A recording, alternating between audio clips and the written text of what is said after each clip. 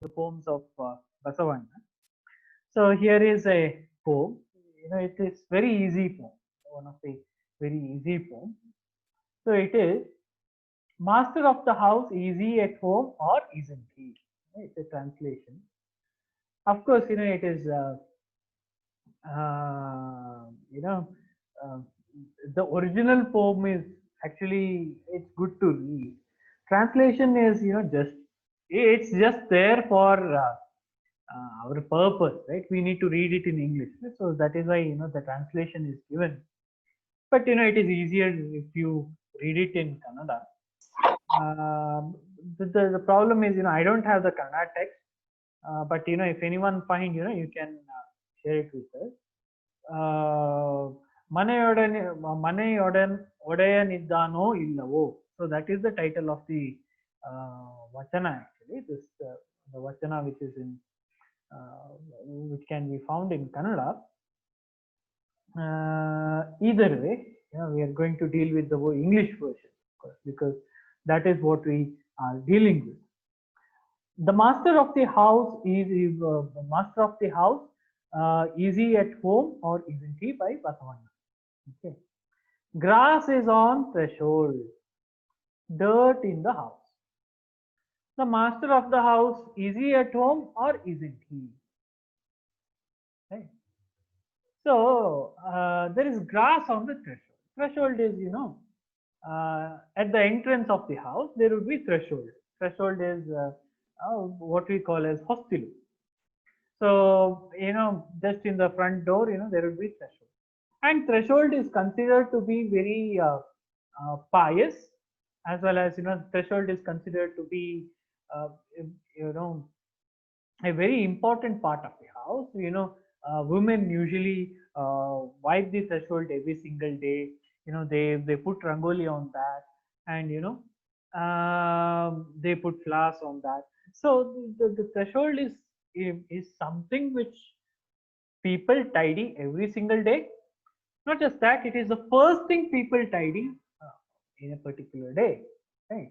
So every morning, women go there, and women clean it up, and that is how the day starts.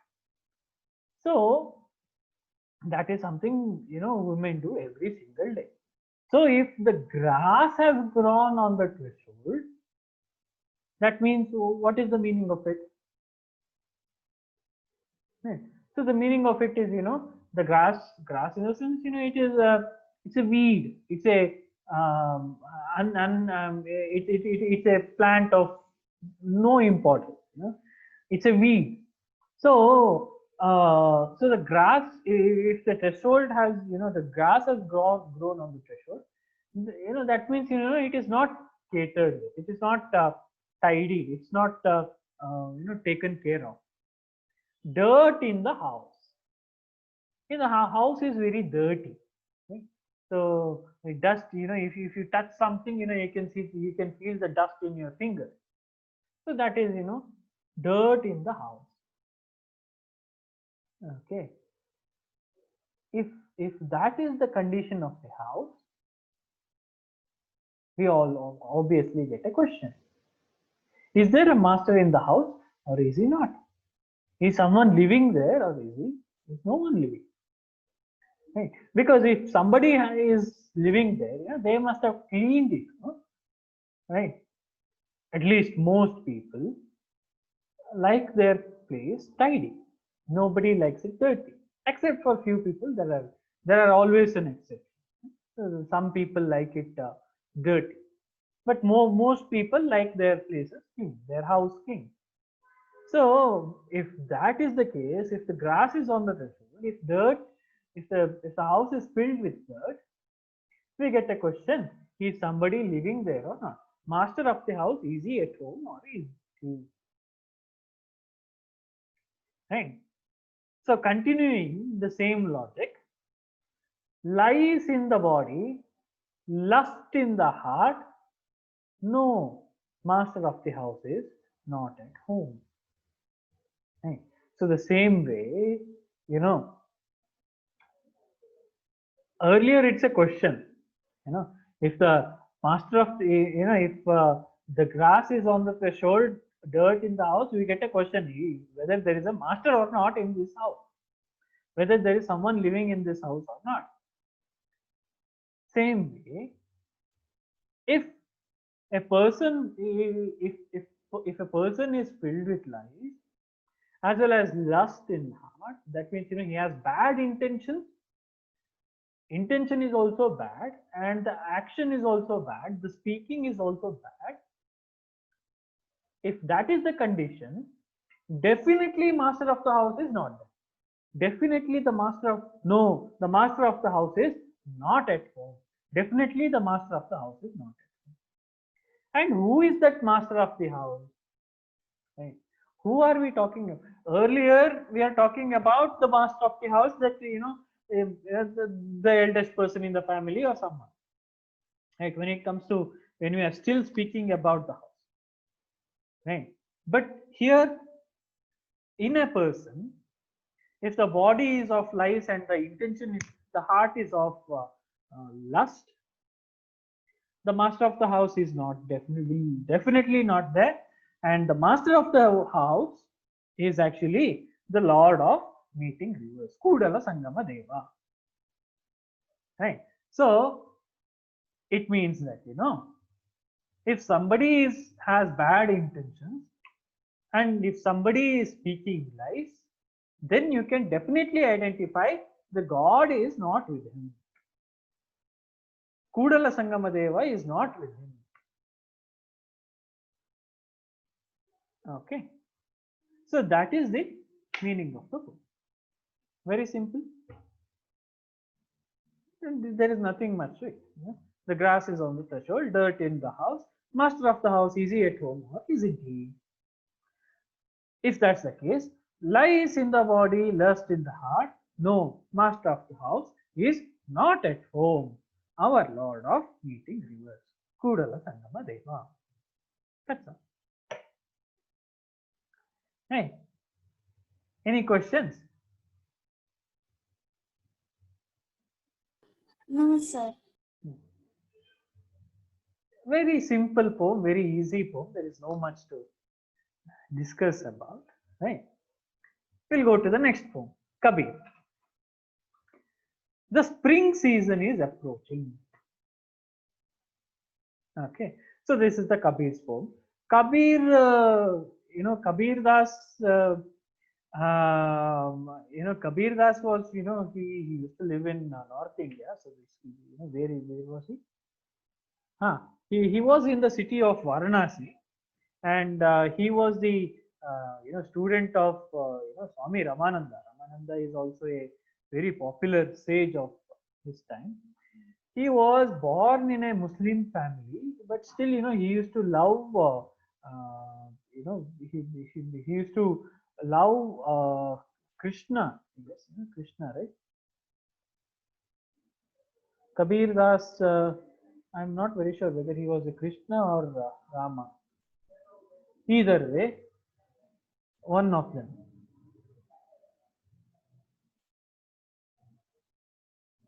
Okay, so either way, it's not important because it's not in the poem. It is not there, but either way, this is what he says, right? So this poem, it has little bit of explanation. Once I'm done, we'll speak about it.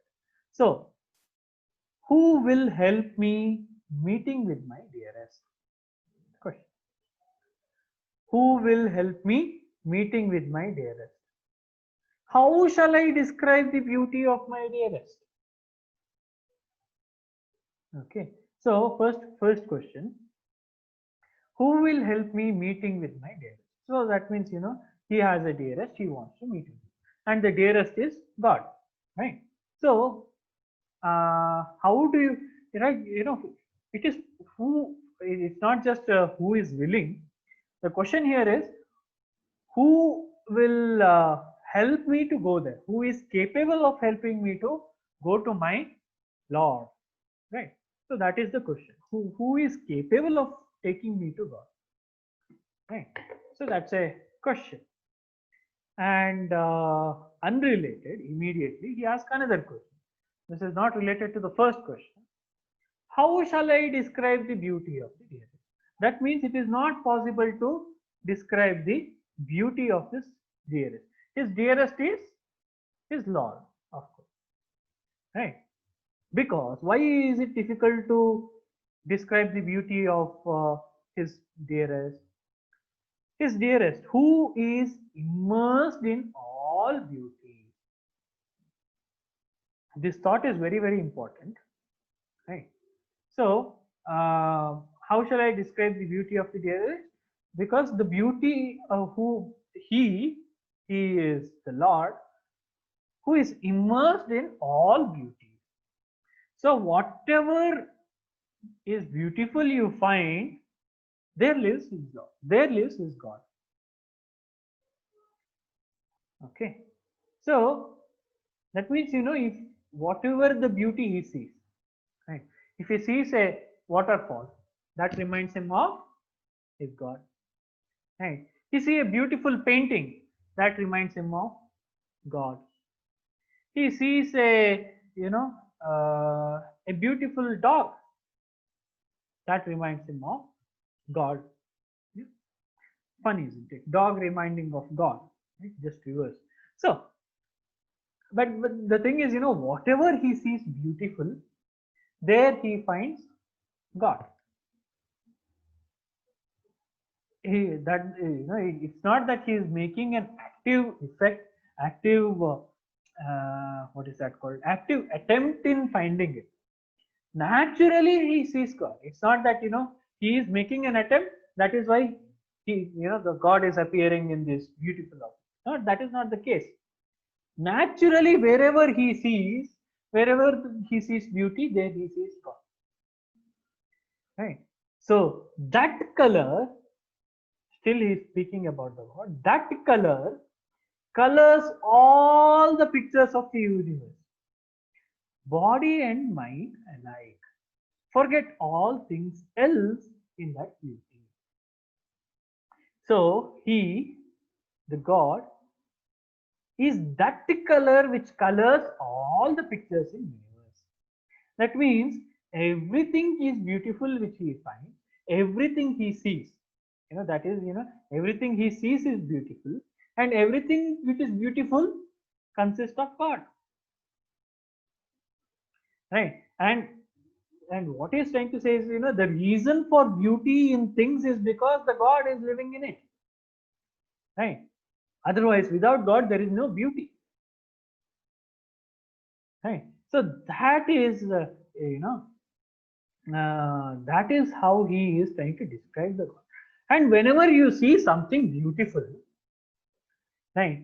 So either a fruit or a waterfall or a mountain, whenever you see something beautiful, this is what it happens. This is what happens. Body and mind alike forget all things else in that beauty. So you will be so dissolved in that beauty, you will forget both body and mind. That means you will forget yourself, and you will be immersed in that beauty. So appreciation of beauty.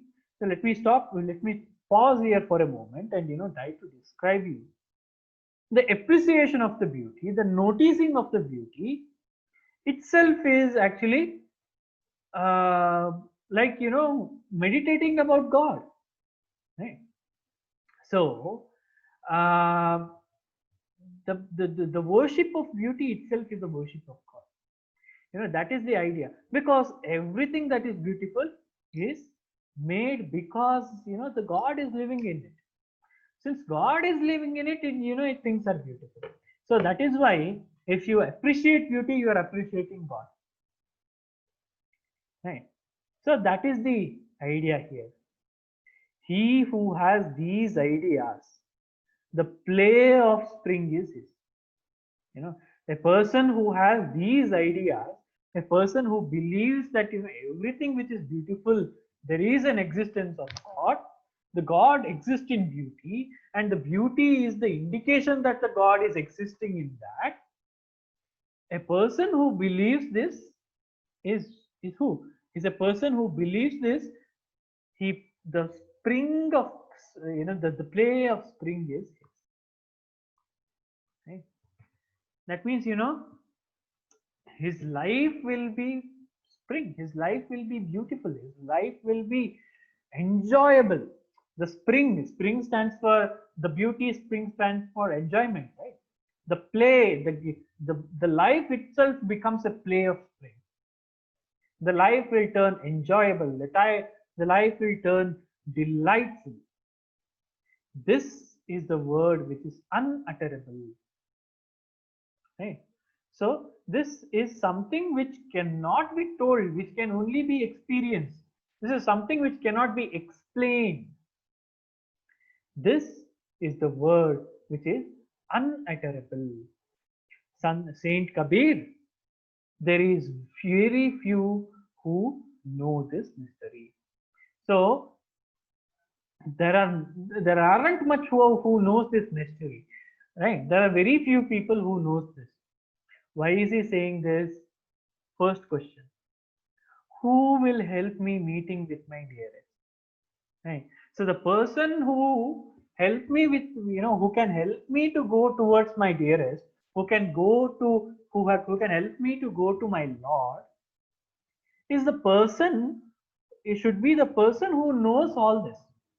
Should be the person who has experienced all this. A person, if a person who has not experienced all this, he will not be able to guide me to the Lord. Right. That means the knowledge which is required to go to Lord is this. That is, the God exists in everything that is beautiful. And if you know that everything which you see outside, it will be beautiful because God exists in them. Right. So only the person who knows this, who have this knowledge and the experience, will be able to go to God. Otherwise, he will not be able to go there. And there are very few people who are able to experience this, who are able to speak about this, who are able to tell this. And that is, the spring season is approaching. Okay. So anyone who knows this, anyone who is able to experience this, there is no parallel to him. He has no limit. And that is what Saint Kabir says in this poem. Okay. Any questions? Any questions?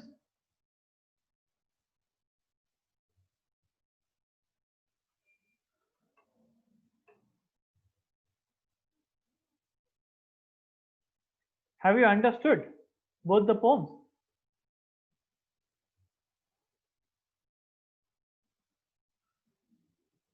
Yes, sir.